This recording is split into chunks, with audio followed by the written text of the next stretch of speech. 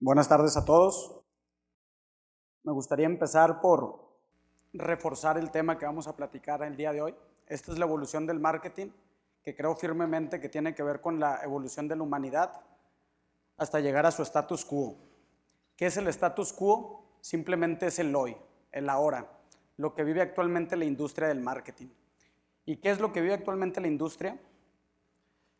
Bueno, esto influye significativamente en todos nuestros días, de manera formal o informal, de manera consciente o inconsciente.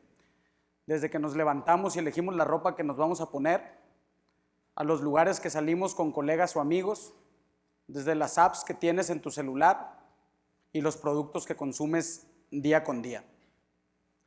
Para esto les quiero contar una historia de cómo me relacioné yo con esta industria, que ha sido mi casa por más de 10 años. Y esto parte 2 años antes de llegar a la ciudad de Monterrey a estudiar la licenciatura de Mercadotecnia. Ya había trabajado para un videoclub. ¿Qué es un videoclub para los que no están familiarizados? Bueno, era una de estas tiendas con un peculiar aroma a palomitas y dulces, donde siempre estaban los mejores estrenos, tanto en películas como videojuegos. Y a mí me tocaba conocer un montón de niñas bonitas que querían que les recomendara una película. Pues era el trabajo soñado para cualquier adolescente en esa edad. Pero bueno, la historia no iba por ahí. La historia pasa cuando regreso a Monterrey, llego a Monterrey a estudiar la licenciatura de Mercadotecnia y a los 2 años me entero que había rumores de una posible bancarrota o quiebra de esta empresa. No me hacía sentido. Era una transnacional que tenía apenas en el 2004 más de 9,000 establecimientos en todo el mundo y empleaba a más de 84,000 empleados. ¿Qué podía haber pasado mal tan rápido que yo no podía leer las pistas que estaban pasando ahí? Y fue cuando lo relacioné con un concepto que escuché de Steve Jobs, Connect the Dots. Esto significa conectar los puntos de tu vida que van dándole un mayor propósito en donde quieres impactar. Bueno, comentaba Steve Jobs al respecto. En la etapa de la universidad, como la mayoría están aquí en este momento, era muy difícil ver para qué me iban a servir las cosas que estaba haciendo ahorita en el futuro. Sin embargo, cuando volteas 10 años atrás, 5 años atrás, todo hace sentido de una manera mucho más sencilla. Es para esto que quiero hacer un ejercicio aquí con ustedes en el cual vamos a repasar rápidamente la evolución del marketing, que firmemente creo, como lo dije ahorita, que está relacionada con la evolución de la humanidad. Y ahorita van a ver por qué. Empiezo en 1450, con la invención de la imprenta en masa a manos de Gutenberg. Básicamente, esto multiplicó los textos en la Edad Media. Impulsó la alfabetización y la cultura en esa época. En esa época la gente no leía en su mayoría. Pero lo más importante que hizo es una revolución en contra de los poderes absolutos. Los poderes absolutos en esa época era la monarquía y la iglesia. Ellos controlaban todo lo que estaba pasando. Así que no fue un trabajo sencillo.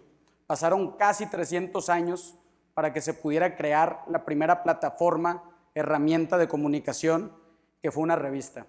Esta fue The Gentleman's Magazine de Londres. Pocos años después se constituyó Cosmopolitan, para los que están familiarizados con esa revista. Después de eso, siguió sin ser sencillo. Pasaron casi 200 años para que se lanzara el primer anuncio en la radio. Y en ese entonces no había marketing directo. ¿Qué me refiero con esto? Que los anuncios simplemente se mencionaba su nombre en la radio o los programas se titulaban con el nombre de los anunciantes.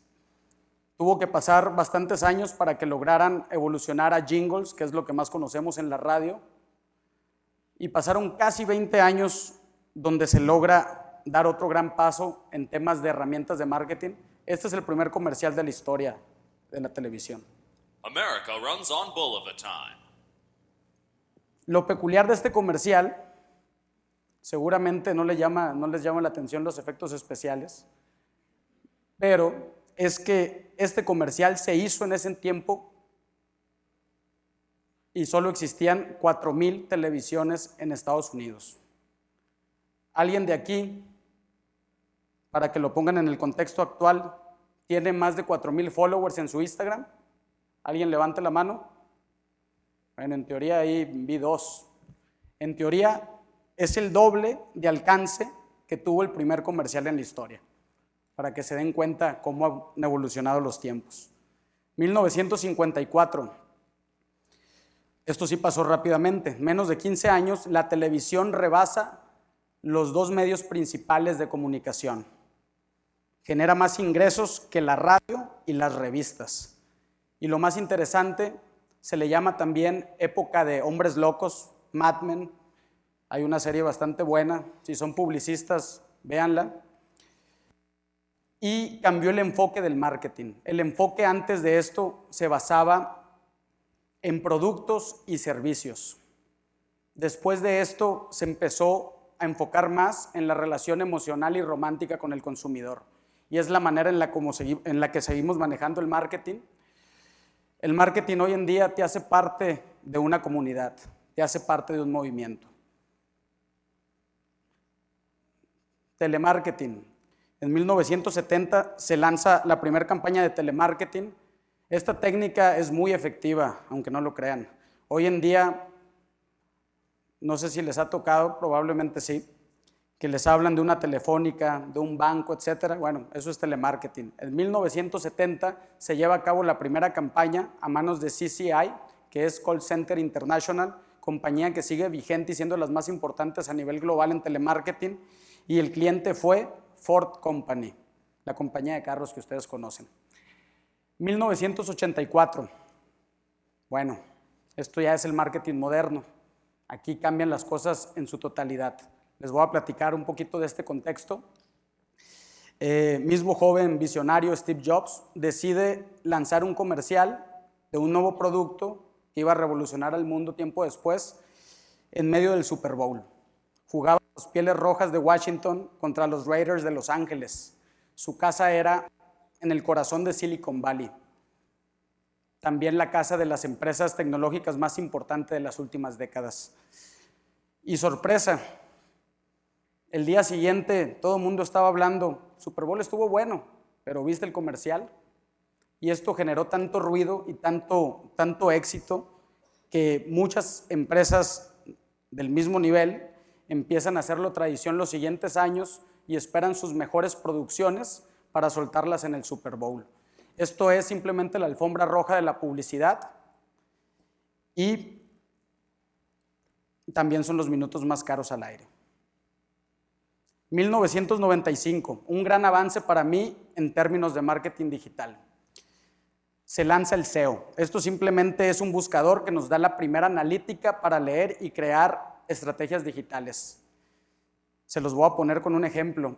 Este fue una ventaja clara que tuvo Netflix frente a Blockbuster a la hora de empezar a construir nombre y marca. ¿Cómo fue eso? Crearon un algoritmo de recomendaciones, lo que te permitía que te llegara a tu correo cada día o cada 2 días recomendaciones con las películas que tú habías visto anteriormente. Era algo que no tenía Blockbuster en ese entonces y le permitió empezar a crear un nombre por sí solo a Netflix. 1998 surge el concepto de blogging. Blogging, ustedes saben bien, es generar contenido a manos de estos personajes que tiempo después crean la plataforma de Twitter. Para el 2006 ya había más de 50 millones de blogs en la internet. 2003, el año de la Big Data. Ya era tanta la analítica que llevábamos almacenando años con años que se crea Google File System y nos permite leer y administrar toda esta analítica para crear un montón de locuras y tendencias nuevas en el marketing. Surge la revolución del business intelligence, esto es la inteligencia de negocios, la mayoría de las empresas se basan en esto. Surge las analíticas y sobre todo la inteligencia artificial. Yo creo firmemente, tengo la convicción que el marketing como la humanidad vamos caminando rápidamente en la inteligencia artificial. Les voy a dar un ejemplo. Los interlocutores que tienen tanto en Amazon o en Apple, Siri y Alexa, eso es inteligencia artificial.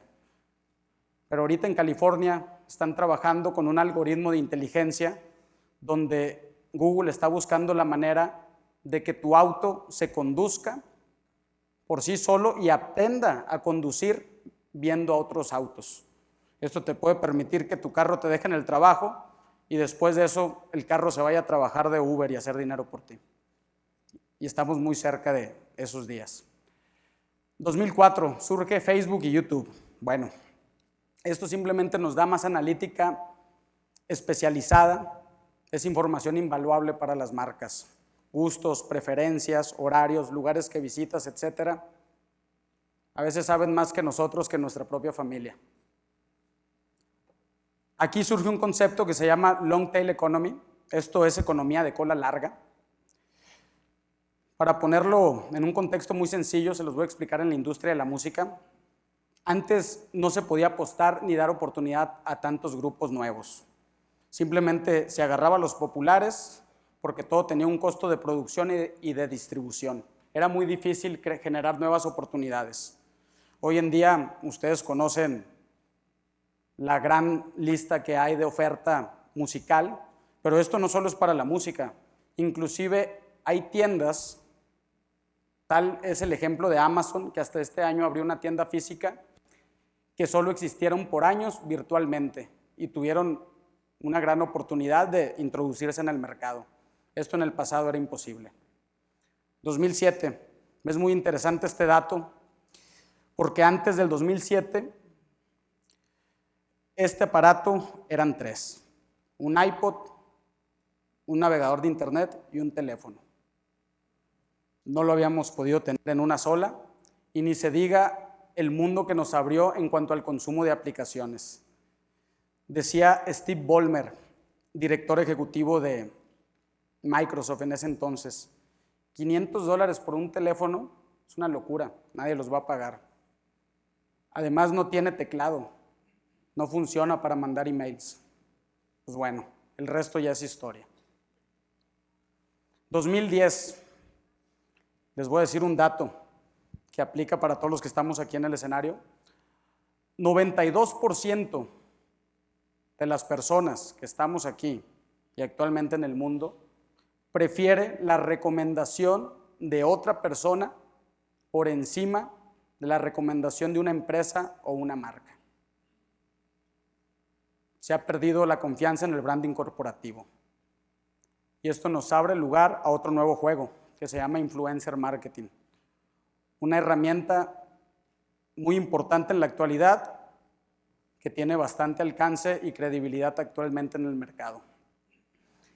El mercado de influencers hoy en día está evaluado en $4.5 billones y se estima en el 2020 va a valer $10 billones. Podemos ver el crecimiento que tiene con bastantes pasos firmes y gigantes. Y cómo no, si la estadística es clara, 60% de las decisiones de compra en un lugar son influenciadas por algo que vieron en social media o en un blog.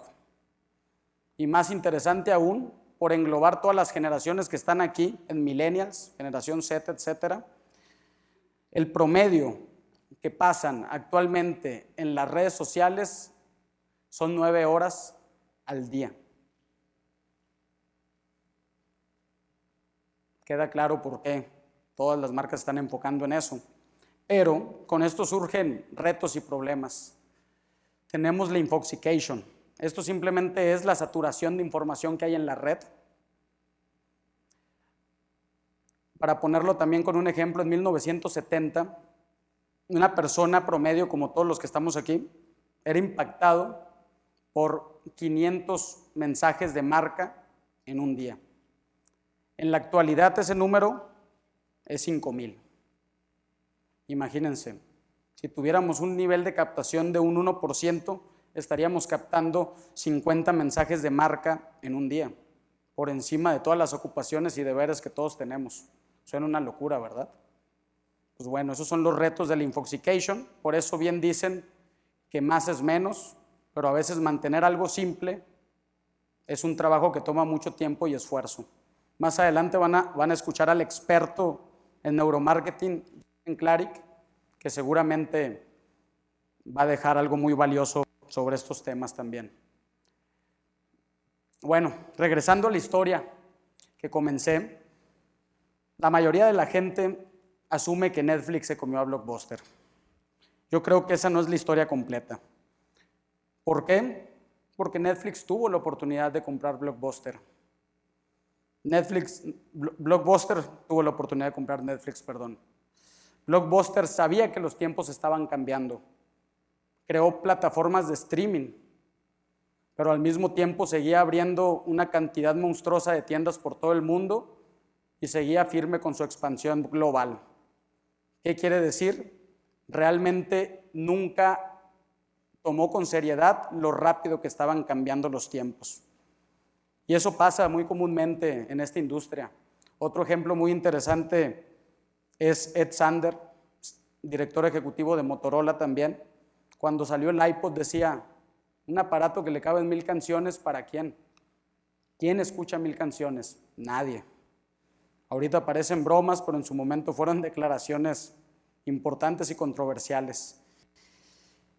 Y lo que les quisiera dejar, el mensaje que yo aprendí en Blockbuster, que definitivamente no lo vi mientras empezaba a trabajar ahí, pero después de analizar todo y verlo con calma, fue claro.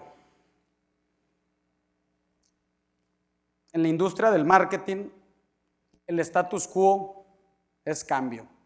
Esa es la única constante. El verdadero arte de esto consiste en saber determinar la velocidad en la que esto ocurrirá.